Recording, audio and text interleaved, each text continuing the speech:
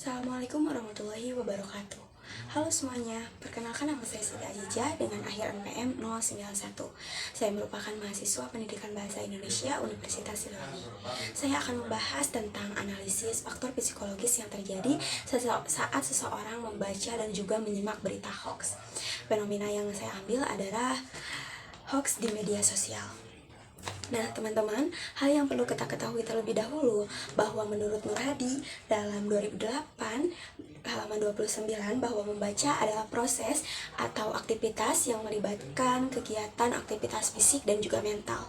Aktivitas terjadi saat membaca ketika kita melihat dengan bola mata kita huruf demi huruf yang terdapat pada teks tersebut. Sedangkan aktivitas mental yang terjadi pada saat membaca adalah pada saat proses kita berpikir untuk berusaha memahami makna ataupun maksud yang terkandung dari apa yang kita baca.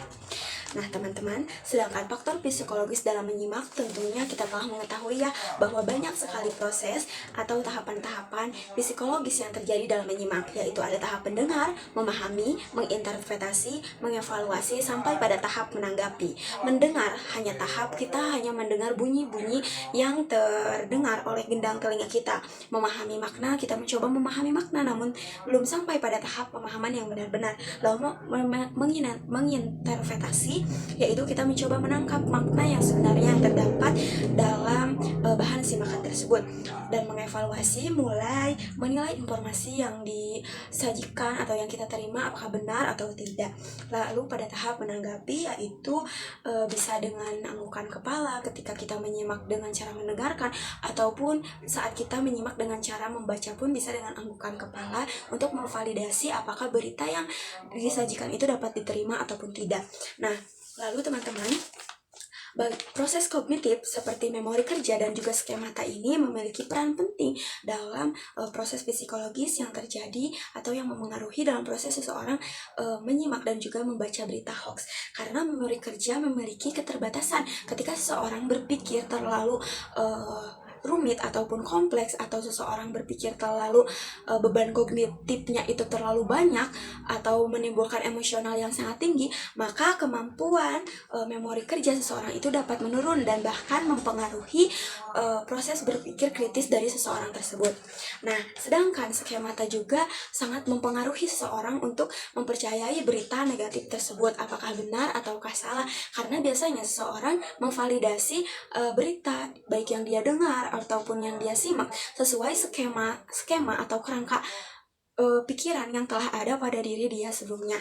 Nah, orang cenderung mencari informasi yang sesuai dengan apa yang dia pikirkan. Jadi ketika informasi tersebut pada hoax, tapi hal tersebut telah didukung oleh skema yang ada pada dirinya, maka dia akan lebih langsung memvalidasi tanpa mencari tahu apakah berita itu benar ataukah salah. Nah, mengapa seorang mudah mempercayai berita hoax? Nah, dari segi membaca, mungkin seorang itu belum pada tahap membaca pemahaman, karena menurut Samudio, tujuan membaca itu bukan tanpa tujuan, karena bahwa tujuan utama membaca pemahaman adalah tentulah untuk mendapatkan pemahaman yang benar-benar dapat dipertanggungjawabkan. Nah, seseorang yang belum membaca sampai tuntas, belum paham dengan apa yang dia baca dan langsung menyebarkan dan langsung percaya, itu akibatnya akan termakan dalam berita hoax. Begitupun dengan menyimak.